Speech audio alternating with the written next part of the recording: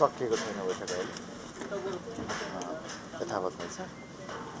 त्यो ठोस निर्णय केही छैन हामी छलफल गर्छौँ त्यो त अब आह्वान भइरहेछ उम्मेदवारी आह्वान लागेको छ करिब 110 निर्वाचन क्षेत्रका लागि साथीहरूले उम्मेदवारी आह्वान निवेदन दिनुभएको छ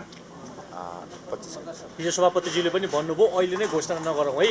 केही धैर्यता पनि राखौँ भन्नुभएको छ अहिले समायोजन पछाडि हामीले आजभन्दा 3 महिना अगाडि अथवा 2 महिना अगाडि बनाएको रेगुलर रुटिनबाट त हामी लिन सक्दैनौँ नि त समायोजन पछाडिको प्रक्रियामा जटिलता होइन कि त्यो मिलाउनमा केही जटिलताहरू हुन्छ त्यसका लागि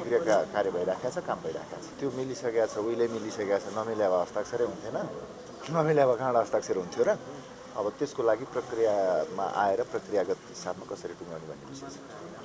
शीर्ष स्तर नेताहरू नै बस्नुहुन्छ नेतृत्वहरू बसेर टुङ्गाइन्छ त्यो प्रश्न अहिलेलाई यत्तिकै राखौँ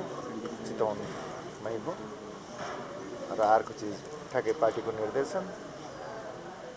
अनि नागरिकको हार्दिकता अब त्यो कहाँ छ तपाईँहरू बुझिहाल्नुहुन्छ भएन आयो नि आन्सर आएन पार्टीको निर्देशन नागरिकको हार्दिकता अति नै भयो क्या अब सोभिताजीलाई नि लक्कै मलाई नि कता कता लैजाने देशै सबै घुमाइ गर्ने होइन यो आफ्नो निर्वाचन क्षेत्रमा आफ्नै छौँ हामी यस्तो क्या यो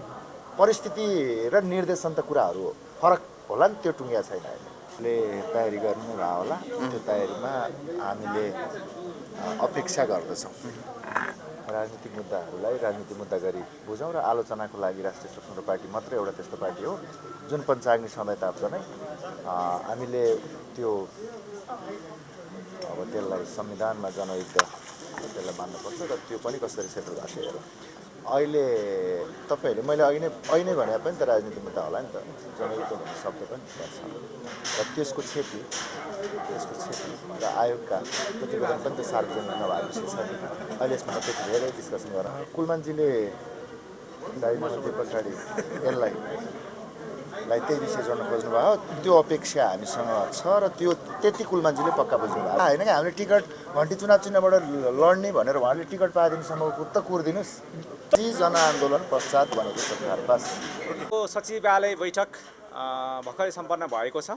सम्भवतः प्रवक्ताज्यूले यहाँलाई धेरै कुराहरू लिखितमै दिइसक्नु भएको छ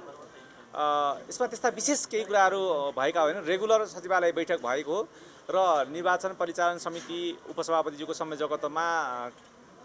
सबै साथीहरू एउटा नाम लिएर त्यसलाई टुङ्ग्याउने भन्ने कुरा एउटा निर्णय भएको छ अर्को यो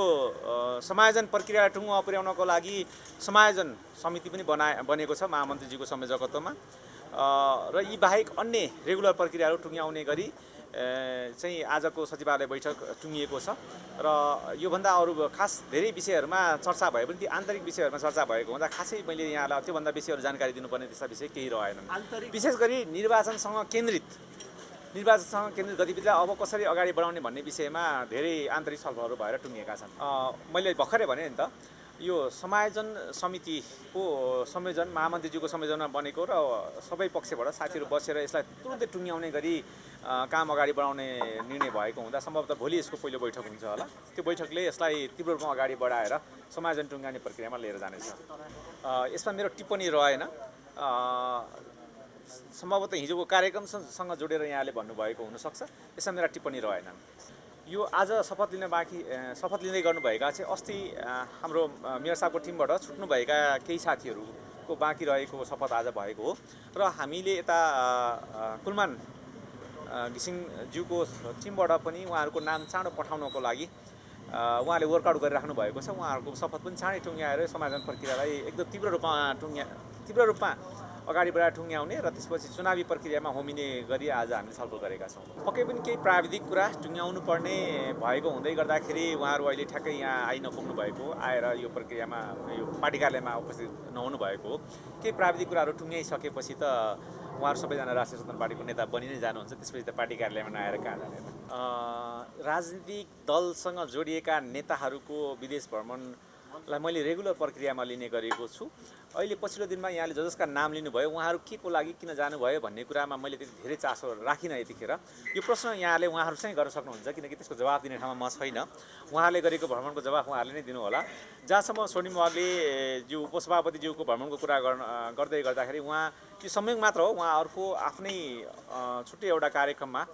जानुभएको छ भन्ने कुरा मैले जानकारी प्राप्त गरेको छु। यो विषयमा पनि उहाँ फर्केर आइसकेपछि यहाँले उहाँसँग पनि यो जिज्ञासा राख्न सक्नुहुन्छ। तर अरूको भ्रमणको विषयमा मैले खासै टिप्पणी गरिनँ अहिले।